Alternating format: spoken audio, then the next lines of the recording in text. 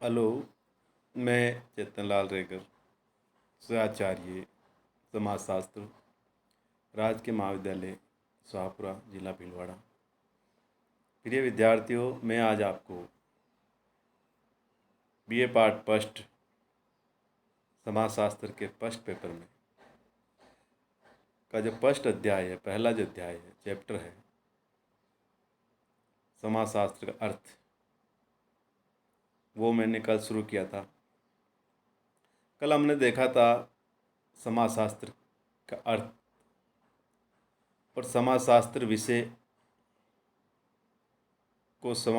विषय को एक विज्ञान का दर्जा, एक सब्जेक्ट का दर्जा जिन्होंने दिलवाया था उसका नाम था ऑगस्ट काम्ट, जो फ्रांस के वैज्ञानिक थे। 1838 में समाजशास्त्र विषय को एक नवीन विषय के रूप में दर्जा प्राप्त हुआ। इसीलिए ऑगस्ट काम्ट को समाजशास्त्र का जनक या फादर ऑफ सोशोलॉजी भी कहा जाता था। फिर हमने बात की थी इसकी परिभाषाओं के संदर्भ में कि समाजशास्त्र के अंतर्गत किसका अध्ययन किया जाता है। तो हमने देखा कि समाजशास्त्र परिभाषाओं को चार भागों में बांटा गया, क्योंकि कुछ समाजशास्त्रियों का जो मत है वो ये था कि समाज का अध्ययन करने वाला शास्त्र है, जबकि कुछ का मत था कि समाज समूह का अध्ययन करता है, और कुछ का सामाजिक अंतर्क्रियाओं को लेकर के था, कुछ का सामाजिक संबंधों को लेकर था। इस प्रकार से समाजशास्त्र की परिभाषाओं को हमने चार भागों में बांटा। लेकिन आज हम बात करेंगे समाजशास्त्र के विषय क्षेत्र की। इसके संदर्भ में इंकल्स ने कहा था कि समाजशास्त्र जो है परिवर्तनशील समाज है उसका अध्ययन करता है। इसलिए समाजशास्त्र जो अध्ययन क्षेत्र है उसकी कोई निर्धारित सीमा नहीं।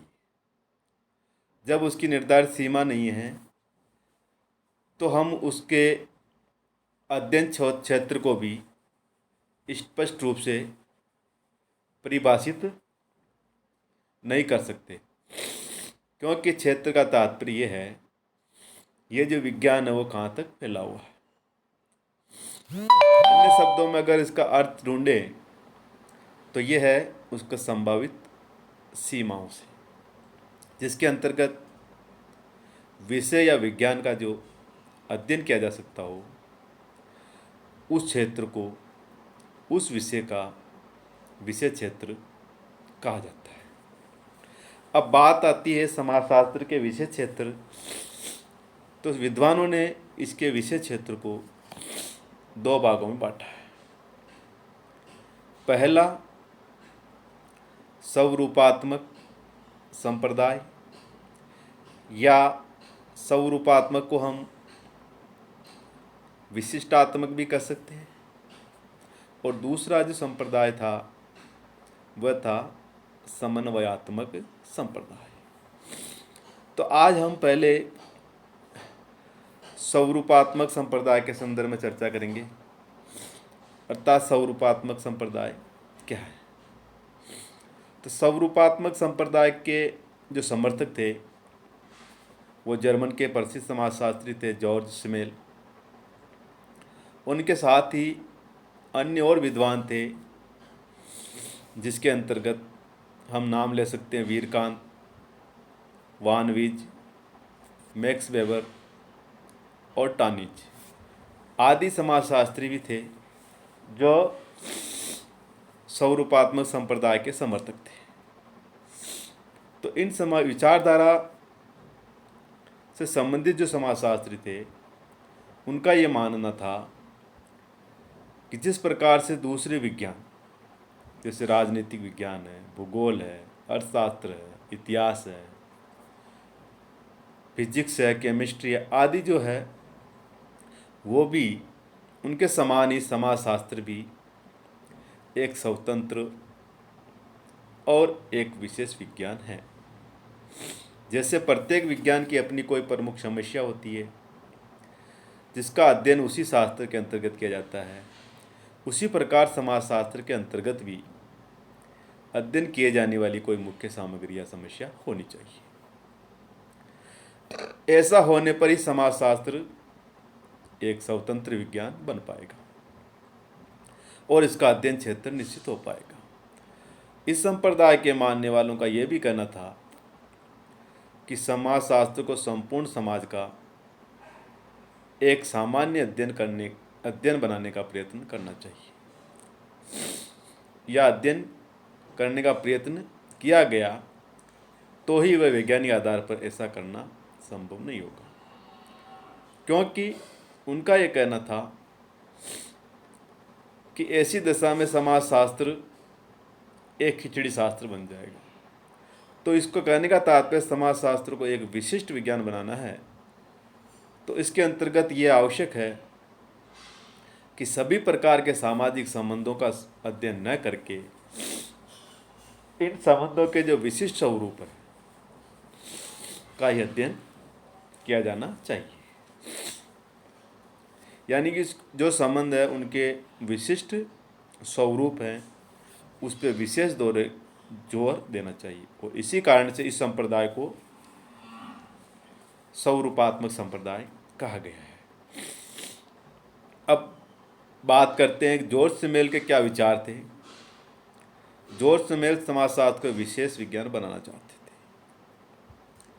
इन्होंने सामाजिक संबंधों के स्वरूपों को अध्ययन माना समाजशास्त्र के लिए, और इनकी मान्यता थी कि अन्य विज्ञान के समान समाजशास्त्र भी सामाजिक संबंधों की अंतर्वस्तु का अध्ययन करने लगा तो ये विशिष्ट विज्ञान नहीं बन सकेगा।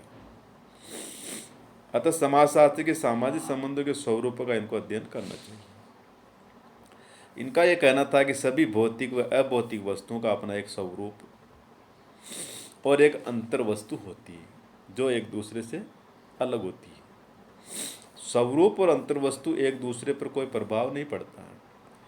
उदाहरण के रूप में 3 एक स्वरूप वाली अगर बोतलों में, एक में पानी, दूसरे में दूध और तीसरे में अगर शराब भर दी जाए, तो पानी, दूध और शराब का बोतल के स्वरूप पर और उसके स्वरूप का बोतल की अंतर वस्तु पर कोई प्रभाव नहीं पड़ेगा। तो बोतल की विशेष आकृति या बनावट उसका स्वरूप है, और उसमें भरा हुआ जो पानी, दूध और शराब है उसकी वह अंतर वस्तु है। तो इसी प्रकार सामाजिक संबंधों के स्वरूप और अंतर वस्तु में भी अंतर पाया जाता है, और यह भी एक दूसरे को कभी प्रभावित नहीं करते। अर्थात अनुकरण, सहयोग, प्रतिस्पर्धा, प्रभुत्व, अधीनता, श्रम विभाजन, ये सब सामाजिक संबंधों के स्वरूप हैं, और सामाजिक संबंधों के इसी स्वरूपों का अध्ययन करने वाला जो शास्त्र है वो समाजशास्त्र है। तो सामाजिक संबंधों के ये स्वरूप जब विभिन्न अंतर वस्तुओं जैसे आर्थिक संघ, धार्मिक संघ, राजनीतिक दल आदि में पाए जाते हैं, तो इसका अध्ययन समाजशास्त्र के अंतर्गत नहीं किया जाएगा, बल्कि अर्थशास्त्र, धर्मशास्त्र या राजनीति शास्त्र के अंतर्गत किया जाता है। अतः समाजशास्त्र तो केवल सामाजिक संबंधों के जो स्वरूप का ही अध्ययन करना चाहिए, न कि अंतर वस्तुओं का। तो सिमेल ने यही तो कहा था कि अन्य सामाजिक विज्ञानों में सामाजिक संबंधों के अंतर वस्तु का और एक विशेष विज्ञान के रूप में समाजशास्त्र में सामाजिक संबंधों के स्वरूपों का अध्ययन किया जाता है, ये जॉर्ज सिमेल ने कहा। इसके संबंध में दूसरा जो समर्थक का नाम आता है वह है वीरकांत। वीरकांत भी समाजशास्त्र को एक विशेष विज्ञान बनाने के सपोर्टर थे। उन्होंने ये बताया कि यदि समाजशास्त्र को अस्पष्टता और अनिश्चितता के आरोपों से बचाना है तो उसे किसी मूर्त समाज का ऐतिहासिक दृष्टि से अध्ययन नहीं करना चाहिए। समाजशास्त्र को तो विशिष्ट विज्ञान के रूप में मानसिक संबंधों के स्वरूपों का अध्ययन करना चाहिए जो व्यक्तियों को एक दूसरे से अथवा समूह से बांधते हैं। समाजशास्त्र को इस पर विचार नहीं करता कि पिता और पुत्र में अथवा माता और पुत्री में क्या संबंध है। वह तो यश, सम्मान, प्रेम, लज्जा, स्नेह, समर्पण, घृणा, सहयोग, संघर्ष आदि जो भावात्मक या मानसिक पहलुओं का अध्ययन करता है और इन्हीं के आधार पर सोशल रिलेशन बनते हैं। तो इन्हीं सोशल रिलेशनों से समाज का निर्माण होता है। तो समाजशास्त्र को इन्हीं मानसिक और भावात्मक तत्वों का जो स्वरूप है तक अपने को सीमित रखना चाहिए। स्वयं वीरकांत ने भी लिखा था कि समाजशास्त्र उन मानसिक संबंधों के अंतिम स्वरूपों का अध्ययन है जो मनुष्य को एक दूसरे से जोड़ता है। तो ये वीरकांत के विचार थे। इसके साथ ही वानवीज ने भी कहा था कि समाजशास्त्र को एक विशेष विज्ञान के पक्ष में वो भी थे। उन्होंने लिखा था कि समाजशास्त्र एक विशिष्ट विज्ञान है जो कि मानवीय संबंधों के स्वरूपों का अध्ययन करता है और यही उसका विशिष्ट क्षेत्र भी है। इन्होंने सामाजिक संबंधों के 650 स्वरूपों का उल्लेख करते हुए यह बताया था कि समाजशास्त्र को इन्हीं स्वरूपों के अध्ययन में अपने आप को लगाना चाहिए। इसी प्रकार मैक्स वेबर भी समाजशास्त्र को एक विशिष्ट विज्ञान मानते थे। इनके अनुसार समाजशास्त्र सामाजिक क्रियाओं का अध्ययन है। क्रियाओं को इन्होंने उन व्यवहारों के रूप में स्पष्ट किया जो अर्थपूर्ण हैं और साथ ही जो अन्य व्यक्तियों के व्यवहारों से प्रभावित है। तो इनकी ये मान्यता थी कि सामाजिक क्रियाओं का जो आधार है वो व्यवहार है। तो समाजशास्त्र का जो कार्य है वो सामाजिक व्यवहार को समझना और उसकी व्याख्या करना है। तो इनके अनुसार सामाजिक क्रियाओं की विस्तृत व्याख्या एवं विश्लेषण से ही समाजशास्त्र में अनुभव और तर्क पर जो आधारित नियमों का निर्माण किया जा सकता है। और आपने यह भी बताया कि यदि समाजशास्त्र के अंतर्गत सभी प्रकार के संबंधों का अध्ययन किया जाएगा तो इसका क्षेत्र अस्पष्ट और असीमित हो जाएगा और यह आवश्यक है कि सामाजिक अध्ययनों संबंधों का जो अध्ययन है वो निश्चित सीमा में ही किया जाए। इस दृष्टि से मैक्स वेबर मानते हैं कि समाजशास्त्र में सामाजिक क्रिया का ही अध्ययन किया जाना चाहिए। तो इस प्रकार से इन्होंने समाजशास्त्र के स्वरूपात्मक संप्रदाय पर विशेष जोर दिया। इन्हीं के साथ ही साथ अन्य समर्थक थे, टानीज भी थे, बोगल भी थे, रोस थे, पार्क थे, बर्गेस थे आदि ने भी इस संप्रदाय का संबंधित विचारधारा अपनी प्रकट की। फिर भी समाजशास्त्र के स्वरूपात्मक संप्रदाय की कुछ वैज्ञानिकों ने आलोचना की। वो क्या कह के या क्या कमियां उन्होंने बताई, उसमें पहली आलोचना या पहली कमी हम ये कह सकते हैं वो ये है कि स्वरूपात्मक संप्रदाय से संबंधित जो विद्वान थे उनका ये कहना गलत है कि सामाजिक संबंधों के स्वरूपों का अध्ययन किसी अन्य विज्ञान के द्वारा नहीं किया जाता। अतः समाजशास्त्र को एक नवीन विज्ञान के रूप में इसका अध्ययन करना चाहिए, ऐसा कहना निराधार है। क्योंकि सामाजिक संबंधों के बहुत से जो स्वरूप है, जैसे प्रभुत्व है, सत्ता है, शक्ति है, स्वामित्व है, आज्ञा पालन है, दासता, संघर्ष आदि का अध्ययन जो है वो कानून शास्त्र में काफ़ी व्यवस्थित रूप से किया जाता है। तो ये सोरोकिन ने कहा था कि स्वरूपों का अध्ययन अन्य विज्ञानों द्वारा भी किया जाता है। दूसरी आलोचना इस संप्रदाय की यह कह के हुई कि जो इनके समर्थक थे संप्रदाय के ने स्वरूप और अंतर्वस्तु में भेद किया है और इन्हें एक दूसरे से अलग माना है। लेकिन सामाजिक संबंधों के स्वरूप और अंतर वस्तु को एक दूसरे से अलग करना संभव नहीं। इस संबंध में सोरोकी ने लिखा है कि हम एक गिलास को शराब, पानी या शक्कर से बिना उसके स्वरूप को परिवर्तित किए हुए भर सकते हैं, परंतु एक सामाजिक संस्था के विषय में कल्पना भी नहीं कर सकता कि उसका स्वरूप उसके सदस्यों के बदल जाने के बाद भी परिवर्तित नहीं होगा। तो स्पष्ट है कि जब सामाजिक संबंधों के क्षेत्र में स्वरूप और अंतर वस्तु को एक दूसरे से अलग नहीं किया जा सकता, तो समाजशास्त्र के अंतर्गत केवल सामाजिक संबंधों के स्वरूपों का अध्ययन करना भी संभव नहीं है। तीसरी आलोचना यह कह के हुई कि इस संप्रदाय के समर्थक समाजशास्त्र को अन्य सामाजिक विज्ञानों से अलग एक स्वरूप और परिशुद्ध विज्ञान बनाना चाहते हैं, परंतु ऐसा होना संभव नहीं है। इसका कारण यह है कि विभिन्न सामाजिक विज्ञानों में पारस्परिक निर्भरता पाई जाती है और सभी सामाजिक विज्ञान थोड़ी बहुत मात्रा में एक दूसरे से कुछ ग्रहण करते हैं।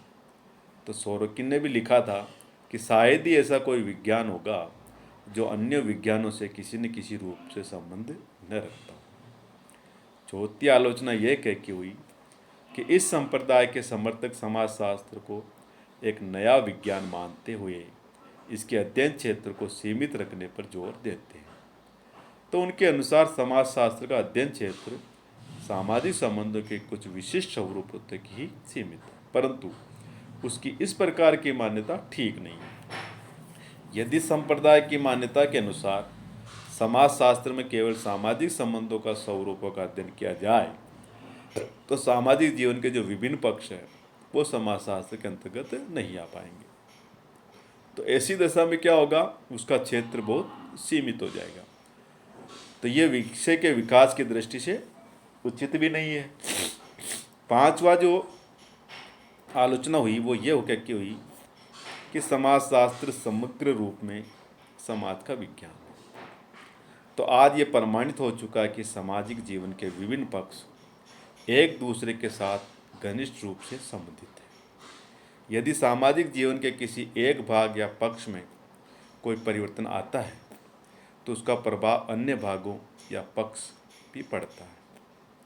अतः इस संप्रदाय के समर्थकों के अनुसार समाजशास्त्र के अंतर्गत केवल सामाजिक संबंधों के स्वरूपों का अध्ययन पर जोर देना सामाजिक जीवन के अन्य पक्षों की अवहेलना मात्र है, जो कि उचित नहीं है। अंतिम और 6 आलोचना हुई कि इस संप्रदाय के समर्थकों ने सामाजिकरण के स्वरूपों और सामाजिक संबंधों के स्वरूपों में कोई अंतर नहीं किया और दोनों को एक दूसरे का पर्यायवाची मान लिया है, जबकि वास्तव में ऐसा नहीं है।